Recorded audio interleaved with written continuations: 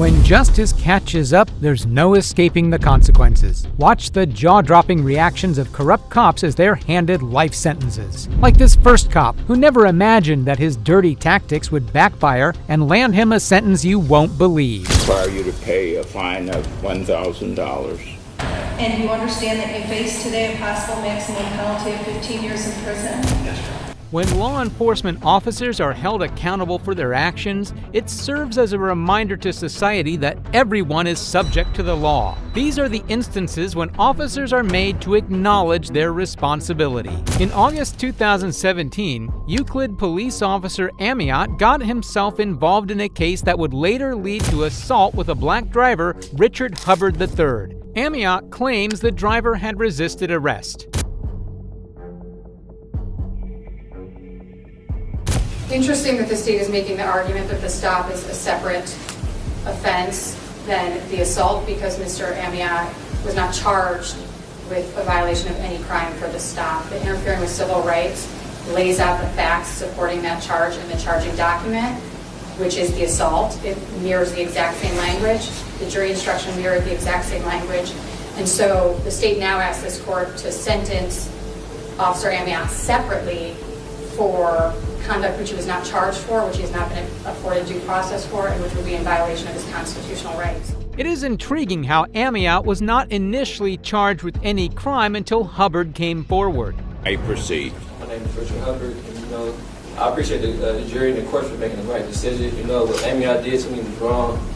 He should have received the maximum sentences today. I'm still going through the suffering with the anxiety, driving, just the temperament, the trauma, and everything. This is a cause for this case. I'm ready to get it over it actually, but just coming back in here just bring up everything. Just to see him over there, see all this, just coming back in this court, just it just brings up everything. We live at the moment. So I hope he gets the maximum sentences again. The pain in Richard's words is evident. The officer caused him so much pain. Next, we hear the statement from the officer, and it appears he showed little remorse. Good morning. Good morning. Thank you to the court for allowing me a few minutes to speak. It's been a long road. I was 31 years old at the time of this incident. I'm 37 today. As I get older, I tend to put things in perspective more. We're all molded and shaped by our experiences in life and the outcomes of those experiences. Following his emotionless and lengthy speech, the court finally delivers its judgment. Mr. Hubbard, let me say to you, it's been 7 years. The city of Euclid compensated you. If you need assistance, you need to go and get that assistance. But I'm not going to say you're not going to have instances of flashback or what have you, but you need to move on with your life also. And not let this incident continue to hover over you. The judge provided prudent advice to Hubbard, suggesting that he seek assistance if necessary and endeavor to release the memories associated with the event. The evidence presented and the pre-sentence investigation. The court at this time will impose a sentence of 90 days, require you to pay a fine of $1,000. The court's decision reflects the severity of the harm caused by this law enforcement officer. Next, we examine the case of a law enforcement officer who neglected his duty to protect.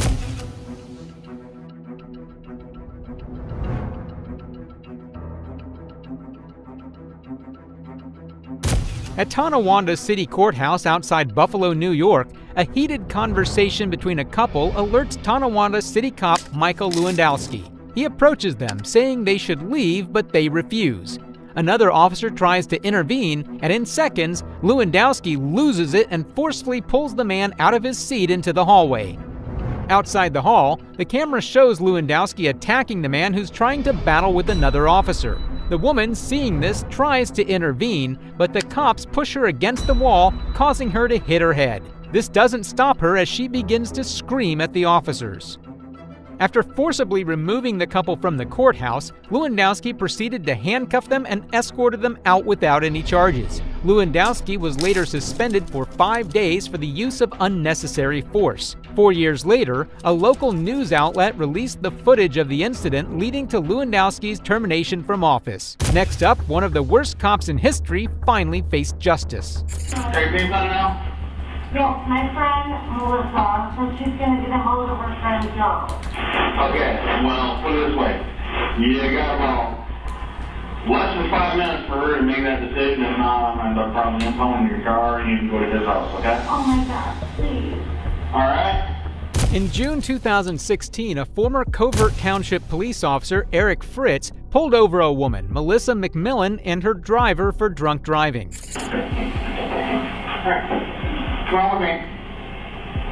Come on, Melissa. I need you to hop out. Yes, sir. Let me get my stuff. You got everything? Yes, all cool. Observing that Melissa was intoxicated, Eric decided to take her to a hotel instead of getting her a ride home. Melissa, trusting that he, as a police officer, would protect her, agreed. What your first recall is after leaving Captain Lou's? It's so hard to remember because everything is so blurry and being on the side of the road. You do remember that? Very, very vaguely, yes. Lay down in one of the beds that was in that room? Yes. Okay. And do you remember doing that, or? No. Okay. Did there come a point in time, or do you have any memory of the officer returning to the hotel room? No. Okay. When is your next memory of seeing the officer there in the hotel room, if at all?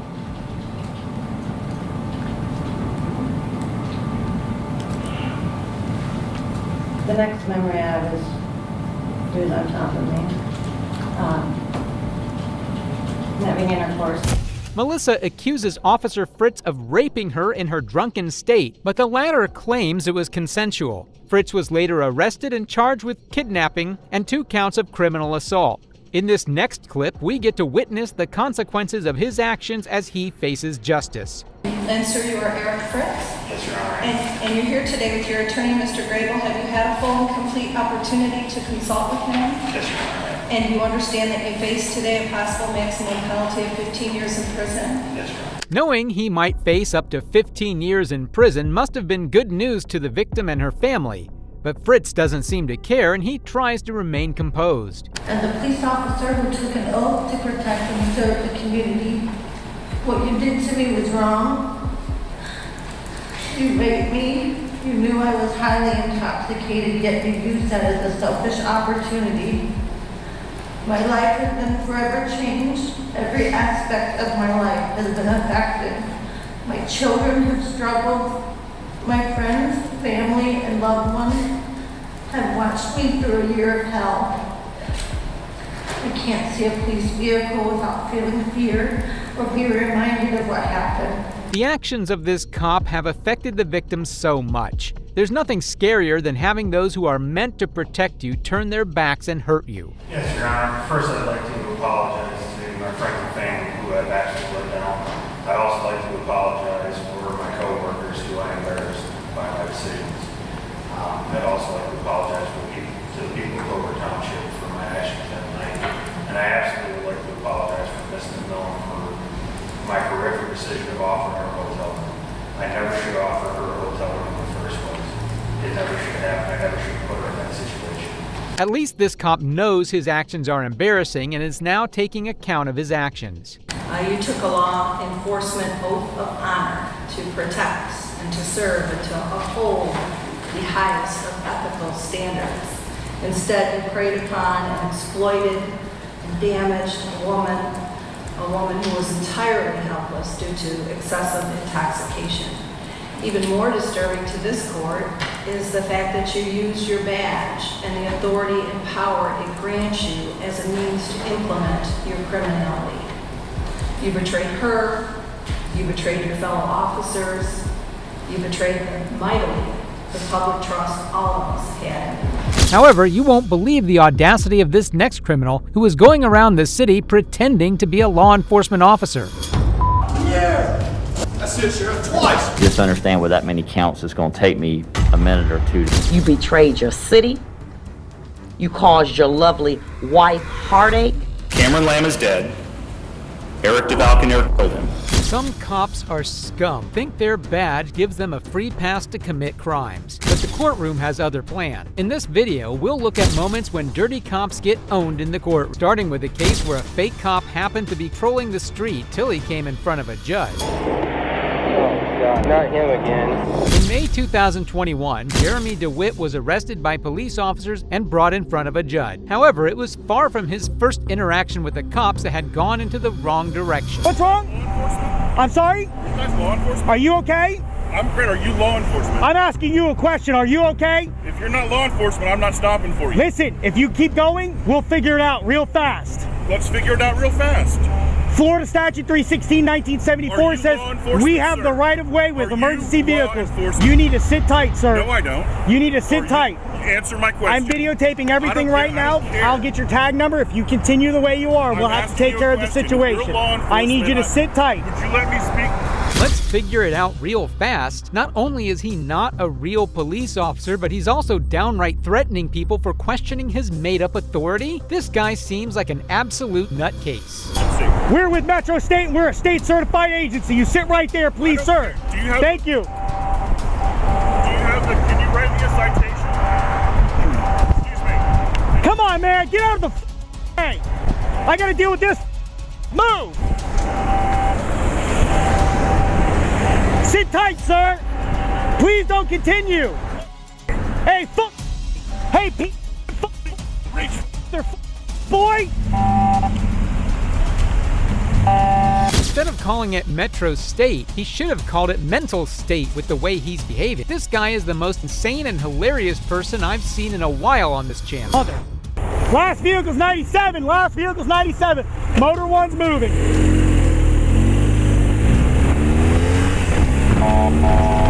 Hey! Get over! Now! All the way! Stay there!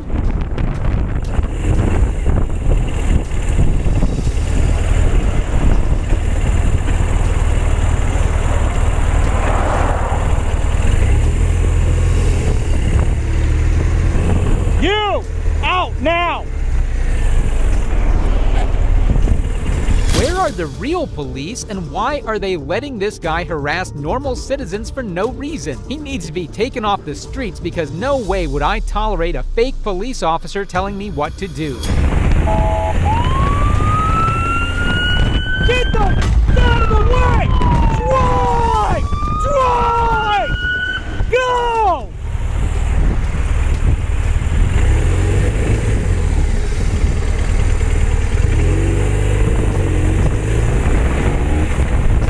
Dude, you're not paying attention. This is what I need. Stay there! What are you directing, dog? What are you directing, dog? I was trying to move that car back. Stop f***ing arguing. Yes, using inappropriate language with the citizens of this country. The sign of a true police officer. What a joke. I need a unit up here now so he can take over. Who wants the license? It's on my motorcycle, Sergeant. You want me to go back to my motorcycle? You want me to stand over here, Sergeant? Motorcycle? I can't, because unless you're going to put one of your cruisers here and hold this funeral, I can't do that. Here? Sergeant, it pissed me off. Sergeant, I'm not trying to piss you off. Get your license. So you want me to go? Okay. Get your license. All right. Finally, the police have caught up to this guy. He was really starting to annoy me with his inappropriate language and misuse of authority. Sergeant, my vehicle's not stolen, Sergeant. I can tell you right now, everything's being videotaped on my body cam, Sergeant. Okay, you're so that's not a firearm, Sergeant. Let's go. That's a less lethal, Sergeant. So legally, for the per Florida statute, I'm allowed to carry that, Sergeant. 970. Go ahead and look it up, Sergeant. The vehicle's not stolen, Sergeant. I have the registration for the vehicle, Sergeant. I have the registration for the vehicle, Sergeant. Sergeant, get your lieutenant, please. There is no lieutenant. I'm in. Then get a captain. There is no captain. I'm in. Is this guy a parrot, the way he just keeps on saying the same thing again and again? DeWitt really needs to get his act straight. The cops clearly are not willing to entertain any of his antics. Where you have handcuffs? Make sure you have your body cameras running. Body cameras are running. Why you have handcuffs? I'm not talking to you, officer. Okay. I have the registration for that vehicle, Sergeant.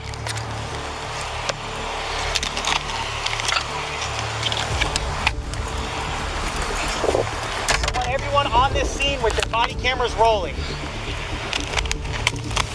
Wow, so this guy has handcuffs too? That's kind of weird. Is he really that delusional that he thinks he has the power to arrest people? Pass on a double yellow. I stayed inside the double yellow, which is legal for us in the state of Florida, per Florida escort. I can pull the statute as well. Somebody get zero, get with him and explain to him that's less lethal, and per Florida statute 960, we can have that. He's saying I stole the bike. But it's registered to the company. But you're 15 in me and you're holding me here in front of all these people. We could have done this professionally, not like children. Just because you don't like me and you have a history with me doesn't authorize you to treat me like shit, Sergeant. Treating you like shit. You are, Sergeant. Ah, yes, of course they have a history with him. With how comfortable he was roaming on the streets, telling everyone around, I should have known this wasn't his first time committing such an act. Honda was stolen, and we got the tag back from the Orange County Sheriff's Office, and then we registered it to that motorcycle. And that motorcycle has that tag. And the Department of Motor Vehicles issued the registration sticker for that tag. Huh? All right. In the car, dude. You just chill. If it's an issue, we'll figure it out. But you screaming and yelling isn't going to change that. Okay? Well, pulling me out, putting me in cuffs, when your car is, when it shows signal 10, stolen, it's a felony. That's how it's done. Registration.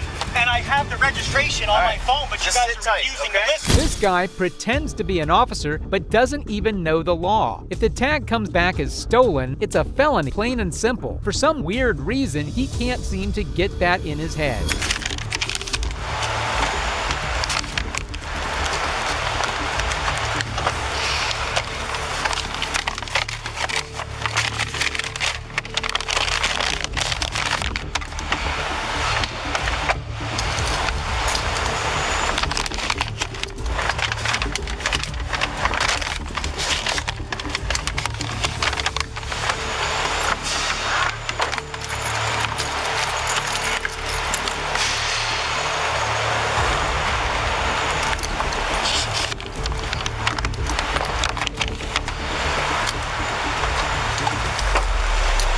Well, you'd think a trip to the police station would shut him up, but you'd be sadly mistaken as he'd go back to his antics as soon as he got out. Oh, God, not him again. It's Jeremy. Don't reach for that firearm. Walk away from your bike. Keep your hands up. Keep your hands up. Go down to your knees. Do not reach for that firearm. You're being secure because you're openly carrying a firearm. What? You're openly carrying a firearm. Carrying a pepper ball, you already know that. I do not know that. That is a firearm. That is a firearm right now. All right, Jeremy, you're being arrested for carrying a concealed weapon. Concealed? It was in plain view. That's not plain view. That's concealed. That holster's concealed. What are you talking about? Who does this man think he is? First handcuffs, then a firearm? If you want a lesson on how to speed run going to jail, you should watch more DeWitt videos because this guy is insanely dumb and stubborn. Be a lieutenant. Give me a lieutenant. It was in plain view. It's in plain view. Give me a lieutenant. Sit down. Sit down and be quiet. Where's the lieutenant? Where's the lieutenant? Give me a lieutenant. This is not right. Are you listening to me? Are you listening to me? I'm a deputy. I'm not an officer. You don't tell me what to do. I understand. Stop yelling at me, and I'm going to stop yelling at you. Do not yell. Do not raise your voice at me. Yes, sir. Do you understand? I understand. You've already asked the sergeant for a lieutenant.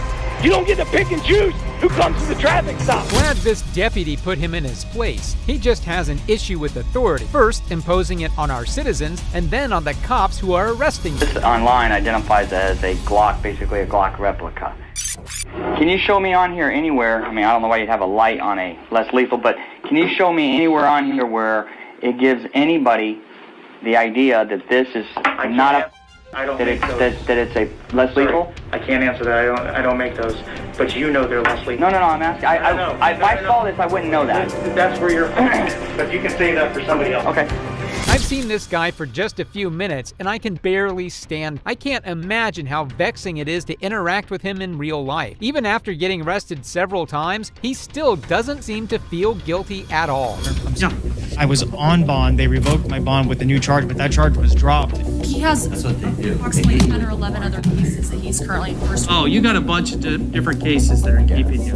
Right. Jeremy DeWitt was released on bond, but is yet to stand trial for impersonating a police officer, for which he could be looking at a potential 5-year sentence. Unlike this case, in this next case, the guy committing the crimes happened to be an actual cop, and the reason for which he was in court was much more horrifying. Just understand with that many counts, it's going to take me a minute or two. On July 13, 2021, former cop Zachary Wester found himself in court in front of a judge waiting for a verdict on his crime. The most surprising part? He was facing 67 charges of racketeering and could see serious jail time. It appears to be an illegal narcotic.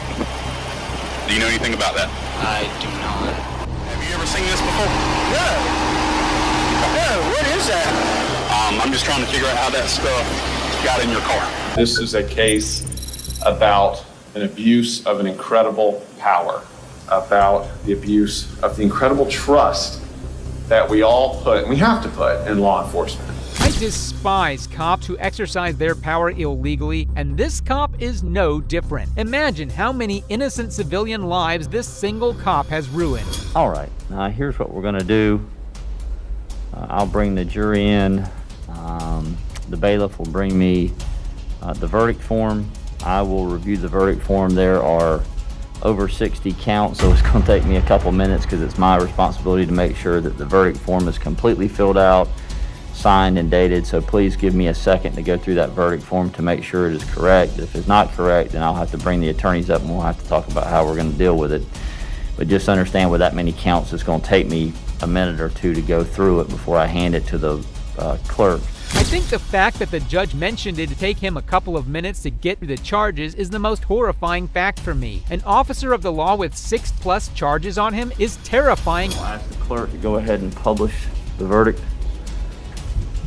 In the state of Florida versus Zachary Tyler Wester, case number 19-CF-431.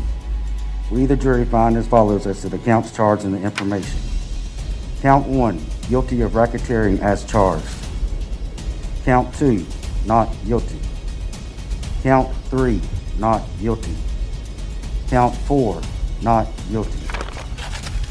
Zachary was found guilty on 19 of his 67 charges. He's been convicted of 3 counts of official misconduct, 3 counts of fabricating evidence, 4 counts of possession of a controlled substance, 3 counts of possession of paraphernalia, and 2 counts of false imprisonment, along with his 19 counts of racketeering.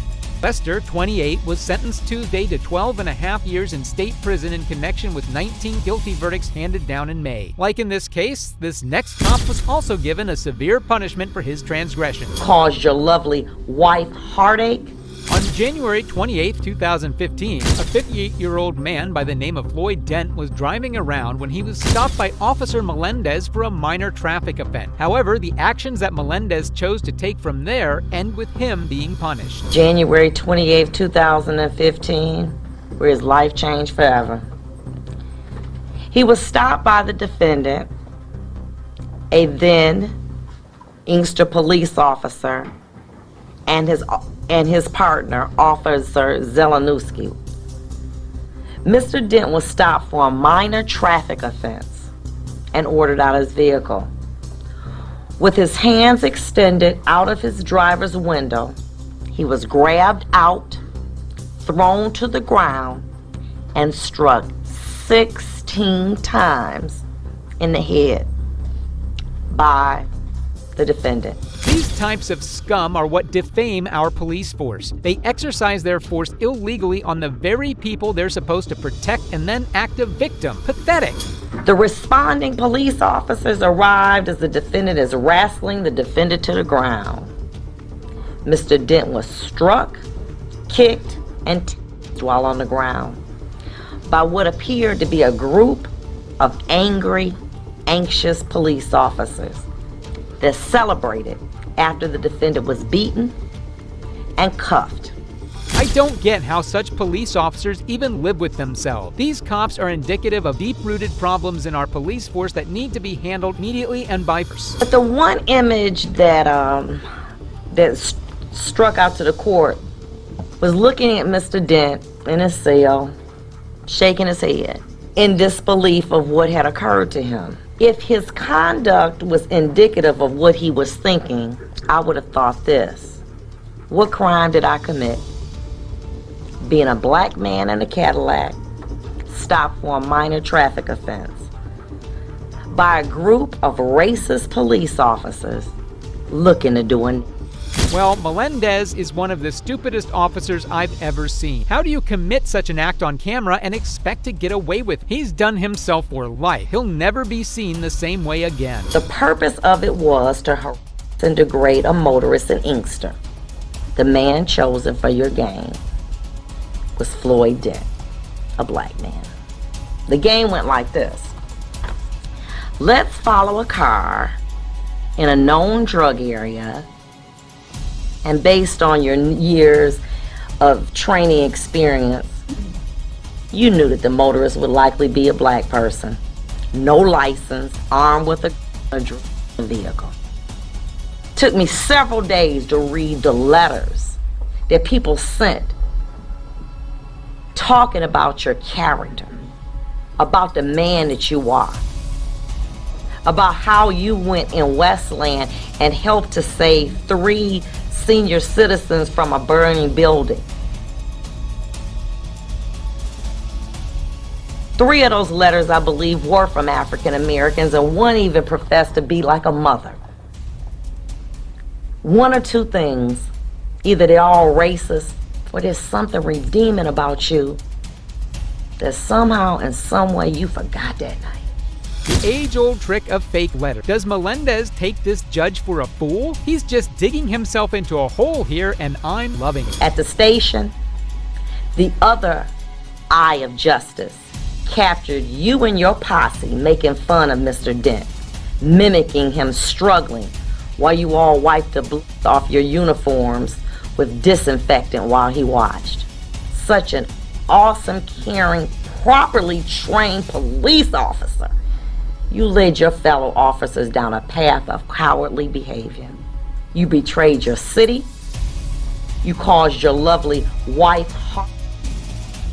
And you caused Mr. Dent severe anguish. Tell him to make fun of Mr. Dent now. I bet he doesn't have the guts anymore, seeing as to how big of a pickle he's gotten himself in. Today, I can only punish your conduct, but only you and God can change your character. I've had an opportunity to listen to both sides. And I had to say this because I didn't say this during the trial. But it was my privilege to be able to oversee this trial because I had great lawyers. Look at his face. This man isn't guilty and emotionless because he feels bad for what he did to Mr. Dent. He just feels bad because he happened to get caught in the act. I am going to commit you to the Michigan Department of Corrections. However, after weighing the allegations in this particular matter and looking at all the circumstances, including what you've done and who the person I really believe that you are, I'm going to commit you to the Michigan Department of Corrections as to count 1 for no less than 13 months, no more than 10 years. As to count 2, I'm going to give you 90 days credit for time served and close it out. The court's going to give you 85 days for credit. You have 42 days to appeal my decision. That concludes this matter. Thank you. He should be glad he only got this much time. He deserves to be put behind bars for a long time. I am truly sorry that you believe my actions were unjust.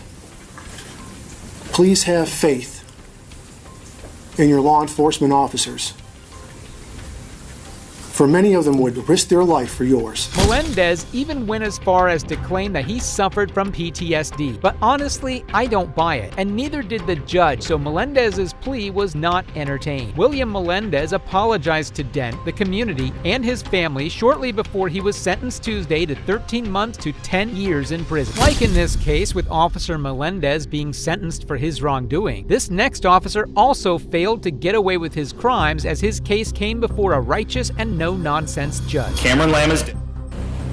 Eric DeValcanere killed him. On December 3, 2019, Eric DeValcanere was alerted to a crime committed by Cameron Lamb. However, once he arrived at Cameron's property, everything seemed to go horribly wrong and he landed himself in court for his actions. And the parties have a right to expect that no matter what I hear, I will only consider factors that are appropriate and that I will disregard those that are inappropriate.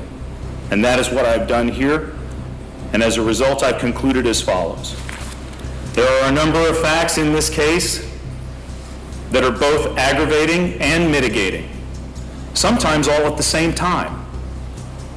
First and foremost is this undeniable and uncontested fact. Cameron Lamb is dead. And Eric DeValcanere killed him. That's undisputed. I really like this judge. He's getting straight to the facts. No BS, no irrelevant information at all. This is how all judges should be. Cameron Lamb's death leaves an irreparable and unfillable void in the lives of his family and his friends, and also in our community. Also, as I'm weighing all these facts, it can't be overlooked that the events of December 3rd of 2019 were initially set into motion by Cameron Lamb, and his decision to chase his girlfriend through city streets at dangerously high speeds, putting motorists and other members of the public at risk. I love the judge's objectivity. No bias. Not that I can say that about many judges that I get to see on this channel. Pulling up to defendant's house, Sergeant Schwam pulling into the driveway, immediately getting out with his weapon drawn, rapidly moving into the backyard, carport, garage area of the house, and defendant doing the same. Both without taking a breath, without pausing for the briefest of moments to consider where they were going, what they would find when they got back there, whether they were acting lawfully in doing so, and whether there might be some other safer option, without so much as a "Hey Troy, wait." At any point, Sergeant Schwam and the defendant could have done this. These cops never think in the moment. They always end up regretting it when they end up in front of a judge. Sad truth is, their actions can't be taken back and their victims can't be brought back. Eric DeValcanere is not Derek Chauvin, who murdered George Floyd. Eric DeValcanere is not one of the 3 men in Georgia convicted of running down and murdering Ahmaud Arbery. This is a mitigating factor. Defendant has no prior criminal history. His ORAS scores him as a low risk in all categories. Defendant's history as a police officer, husband and father, friend and colleague is also a mitigating factor that I have taken into account, as his father asked me to do, which I was already going to do, and that is to consider the totality of the circumstances. This is how a professional judge is. Completely objective, takes all factors into account, and doesn't let emotion sway him. If we had more people like him in our judicial system, I'm sure it would be a lot better than it is right now. Have demonstrated he has not hesitated to immediately take action when he believed the circumstances surrounding him warranted it. And this trait has generally served him and others well. It also failed him, as it did on December 3rd of 2019. All of which, however, leads the court back to where it began, an evaluation of the impact of the defendant's crime on Cameron Lamb and his family. Cameron Lamb is dead. Eric DeValcanere killed him. Having concluded, as I have, having considered all those factors, I ask counsel if there's any legal reason or cause, having been shown why sentence and judgment of the court should not now be pronounced. Time from the state line. No, sir. Eric DeValcanere on count 1, the Class E felony of involuntary manslaughter in the second degree. I sentence you to a term of incarceration in the Missouri Division of Adult Institutions of 3 years. On the unclassified felony of armed criminal action, I sentence you to a term of incarceration of 6 years in the Missouri Department of Corrections. And you'll be shocked by this next cop who not only committed the worst crime possible, but also expected sympathy after her horrific actions. I'm an off-duty officer. I thought it was in my apartment. They have concocted a narrative that has zero support. This is the shocking moment when the cop who swore to protect the public faced the immediate consequences when the hammer of justice came knocking at their head. On September 6, 2018, a Dallas accountant, Botham Jean, was in his apartment after hours, minding his own business, when he heard a knock on the door, and what he saw afterward would forever change his life. The following footage is of an officer arriving at his apartment moments later.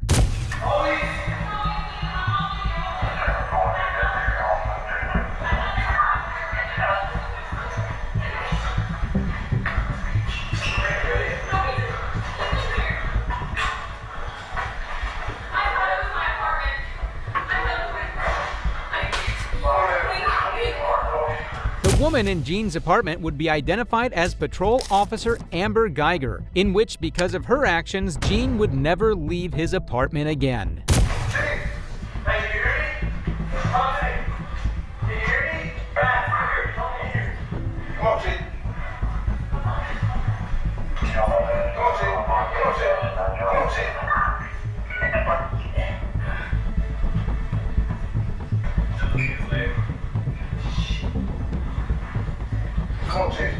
No matter how much the officers tried, it would be of no use. Botham Jean would be pronounced dead on the spot, and Geiger had to answer for what she had done. I'm an off-duty officer. I thought it was in my apartment, and I shot a guy thinking it was my apartment. He shot someone. In September of 2019, a year later, instead of being indicted simply for potential manslaughter, Geiger was held on trial for murder instead, as more details of the incident were revealed in the recording. Don't hear me. I talk on the way. I know, but I'm losing my dog. I thought it was my apartment. Okay. Hey, man. Hold on. Fuck.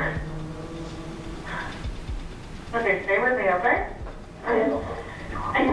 I'm gonna need supervisor. Despite her panic at that moment, it was yet to be seen whether Geiger truly felt guilty or not, as how such a thing happened was fully revealed in court. Okay. As you inserted the key, or started to insert the key into the lock, did you see anything wrong with the door? I saw it was cracked open. Okay, keep your voice up. It was cracked open.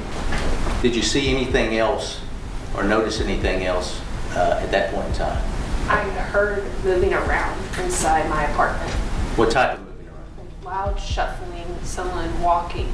How is it possible that Geiger could have made such a massive mistake like this? And what went on in her head when she made that wild decision? All would soon be revealed. What do you do normally? When I come home, I just put the key into the keyhole, and then I turn it to the left, and then I unlock or use the door handle and turn it down and push open the door. And at the same time, I'm hearing this moving around. But me putting that key, the key fob into the lock is pushing the door open. And everything's happening all at once. There is no possible excuse for shooting an unarmed man in his own home. But Geiger had different ideas. Tell the jury what you felt inside and what you felt in your brain when you saw those three things happen. I was scared to death. How quickly did that happen? Less than 2 seconds. It was quick. Okay. Why were you scared? I compare it to being into a car wreck. Right before you hit that car, you literally just, everything freezes up inside your body. I wonder if Geiger's dramatic fear at that moment could compare to Jean's when he faced Geiger, as she described exactly what she did next. As the door opened, did you see anything in your apartment? Yes, I did. That's whenever, directly in the middle towards the window, is when I saw this silhouette figure standing back there. Pulled my gun out, and I yelled at him. It's like, let me see your hands, let me see your hands. What was the figure doing? Moving around. Any officer with proper CRT training would know in a situation like this, it would be best to step back and call for backup. even if that would have made Geiger realize she was on the wrong floor. Alas, she did something much more different instead. What did the figure do after you said, "Let me see your hands"? He started coming towards me. How fast was he coming towards you? A fast-paced walk. Wasn't running? Wasn't running. All right. When you saw him coming towards you, what was going through your mind? I thought that he was coming at me. Since I couldn't see his hands, he was going to kill me. Did you hear anything as he was walking towards you? There was a loud yell. He was yelling, "Hey, hey, hey." Geiger did her best to make herself seem sympathetic during this retelling, but the next demonstration made all her attempts useless. The length of your apartment from the front door to that back where the figure was is how far? 30 feet. Okay. And I showed you a mark of this about right here. Yes, sir. Okay. Now I want you to first tell the jury exactly how loud you said it. I have my gun pointed, and I'm saying, "Let me see your hands. Let me see your hands." What were you focused on? Him. Just him? Yes. Geiger did not even hesitate, and the true reason for her indictment, despite her demeanor suggesting it was an accident, would soon be revealed. The deleted text. You'll hear about that. Deleted text. Martin Rivera, yeah, I deleted text. Well, we all know why Martin Rivera deleted text. He's a married man. He had had an affair. He was sending sexually explicit text messages and photos with Amber Geiger. He doesn't want his wife to find that out. Amber Geiger always deleted his messages. Despite the immorality behind Geiger's actions, the way her affair tied into this incident was truly the cherry on top, as we are about to find out. He was supposed to come over, and either Amber Geiger was so excited she made all these mistakes, or she was so disappointed. That's pure conjecture, but they use an email or a text from Martin where he said around 5:55 p.m., "When can I come over?" It was specifically that Geiger was on the phone with Rivera before the incident that distracted her onto the wrong floor. But the way the defense tried to twist this into her favor was what was truly bizarre. Come over, they both told you that. Martin Rivera went to a Boy Scout meeting. Then he went to the gym, and then he stopped to get something to eat. And was his habit when he was out doing that, he would call Amber Geiger. And they told you that, yes, they'd had a sexual relationship, but that had ended either late 2017 or in early 2018. In the defense's desperation, they would directly contradict their own information, given the fact that the deleted text messages confirmed their affair was very much alive. But their statements would only go downhill from here. The defendant is not required to prove that she made a mistake of fact. Rather, the state must prove beyond a reasonable doubt that the defendant did not make a mistake of fact constituting a defense. And the judge carefully lays that out. They can never overcome that burden in this case. With how little justification there was for Geiger's actions, the defense was more interested in making the other side seem less valid. But they could not be more wrong. 93 people had said they'd gone to the wrong floor. And when they looked at it for the people that lived on the third and fourth floor, 46% of the tenants on the third and fourth floor had unintentionally parked on the wrong floor. 46%. Are those people unreasonable? Despite the defense's claim that this was a common mistake, none of the occupants in those 93 occasions were shot. But this was just the beginning of the defense's ignorance. What about their own witnesses? You know, we heard on opening statement, Mr. Hermes said Amber Geiger went past 16 apartments. She was on the wrong floor. She didn't see the roof line when she went across the bridge. She missed or didn't see mats that she should have been familiar with. She missed the big chromatic plant or whatever. Should have realized that. She made horrible mistakes. Yet it happens all the time. Whitney Hughes, a witness for them who lived a... People aren't perfect, but most people aren't trained police officers, as the defense would continue to disregard this fact. We brought you other witnesses. Mr. Lipska, who went to the wrong floor and wrong apartment about a dozen times, he told you. Saw a woman sitting on the couch and still didn't realize he was in the wrong apartment. We've heard evidence of doors not working properly, people not being able to find their friends there, the numbers being confused. They're up high, as Whitney Hughes said, up high, not on the door like you normally see. It's confusing, the very design. But not one person assumed it was a burglar and felt threatened. So why did they consider Amber an exception? Unfortunately for the defense, they continued to dig a deeper hole. Defense, Amber, why are we here? Because your client shot an unarmed man in his own home. Why are we here? We're here because an awful tragedy occurred. An innocent young man lost his life. It's what the law is. And what they have to disprove beyond all reasonable doubt is whether the decisions that she made in entering that apartment and believing that it was her apartment and believing he was an intruder were so unreasonable. To clarify, Gene had been sitting on his sofa eating ice cream and watching a football game when he was shot, despite Geiger's testimony. But if you thought the defense was arrogant for this statement, then you haven't seen anything yet. They are distancing themselves from the law. I think Mr. Fine called it garbage or trash or something like that. We're not here because whether they like the law or not. We're here because you are bound by the law. To think Geiger had the gall not to plead guilty herself, despite her being the only one out of 93 people who made this mistake to end it in tragedy. Unfortunately, the defense would not see it that way. What did they bring you? Sexting and speculation.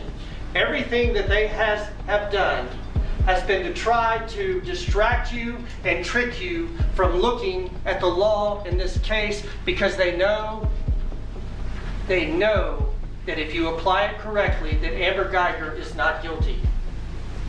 Sexting and speculation. There is no reality where anyone can simply barge in and murder someone and not be found guilty. But the defense was determined to blur the lines of morality. For her to dream of being a police officer, was it unreasonable for her to work full-time and go to college so she could put herself in that position? Was it unreasonable for her to join the Dallas Police Department and go through the academy and receive the training that teaches you how to use deadly force, to receive the training that burglaries are inherently dangerous?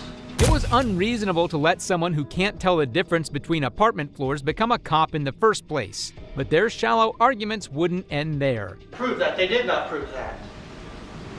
They brought you some standing operator procedures that we know do not apply. Because this was not a dispatch burglary call. This was not a barricaded person. This was not the situation where you have time to plan. And so September 6th is a day full of ups and downs as far as alertness, because they're going after some armed and dangerous felons. If you don't pay attention, if you're not have a clear understanding what everybody's role is, then a mistake can be made and you could lose your life.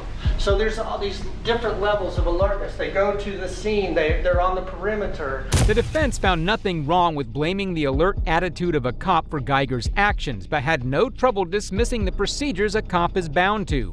But they were about to reach their lowest point yet. They have concocted a narrative that has zero support in the physical evidence. And that is so crucial, is facing the doorway. And so it's reasonable from the evidence and what Amber Geiger told you is this figure that's upright coming at her and he gets shot. And that's consistent with the angle. And that's consistent with him falling right here because he had a rapidly fatal wound.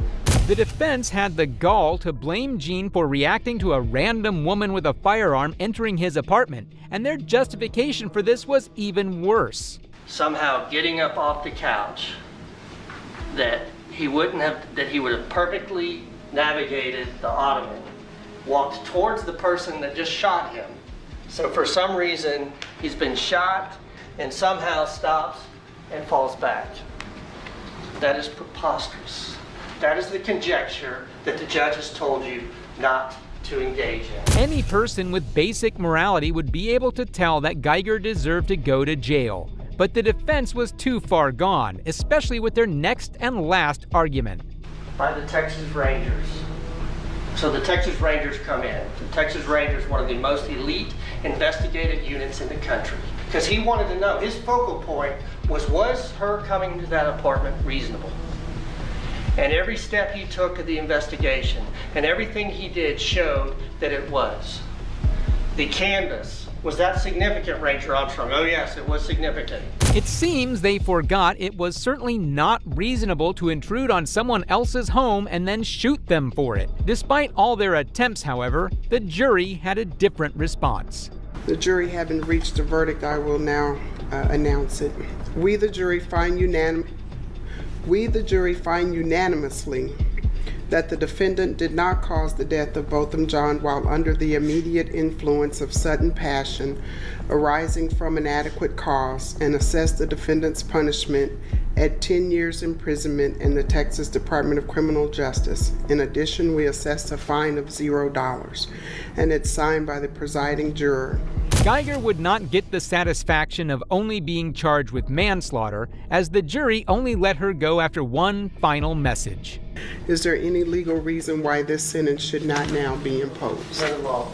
It is therefore the order, judgment, and decree of the court that you be taken by the Sheriff of Dallas County and safely transported by her to an agent or representative of the Texas Department of Criminal Justice, and there you shall be confined until your sentence is discharged. 5 years later, in October 2024, Geiger would apply for parole but was immediately denied, and Jean's family perfectly described why. "My family feels a sense of relief having gone through the process and made a strong petition for denial," said Allison Jean, Botham's mother. So news coming in that the board considered our petition as a sense of elation, a sense of relief. She needs to serve her entire 10-year term, which is well below a sentence that one receives for murder. On this final note, that's all for today. Let me know in the comments below if you liked the video, and please consider subscribing so you can take advantage of the next one we have in store for you. Thanks for watching. This is Detective Mystery, signing off.